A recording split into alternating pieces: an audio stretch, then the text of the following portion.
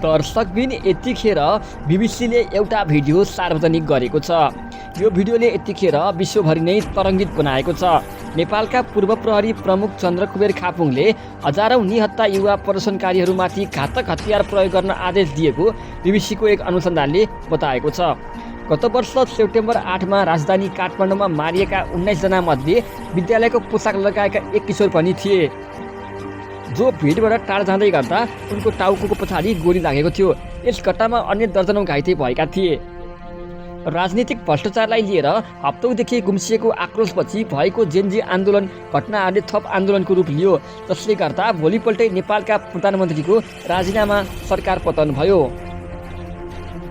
BBC world सर्भिसको टोलीले September 8का घटनाहरूको विवरण भएको प्रहरीको आन्तरिक कागजगत फेला पारेको छ, जसमा पिटर एक कल साइन प्रयोग गर्ने व्यक्तिले कर्फ्यू लागू भएको 10 मिनेटपछि र फिल्डमा रहेका अधिकारीहरूले घातक हतियार प्रयोग गर्न बारम्बार अनुमति मागेपछि आफ्ना अधिकारीहरूलाई आवश्यक बल प्रयोग गर्न आदेश दिएको खुलासा भएको छ। हजारौं देशका घटनाहरूको अहिले सार्वजनिक छानबिन भइरहेको छ, जसको प्रतिवेदन आउन बाँकी छ। हालसम्म कसैलाई पनि जिम्मेवार ठहराइएको छैन र आगामी फागुन 21मा आम निर्वाचन हुने तय भएको छ। फेरि एकचोटि यो बीबीसीको भिडियोले सबै नेपालीहरूको मन रुवाएको छ।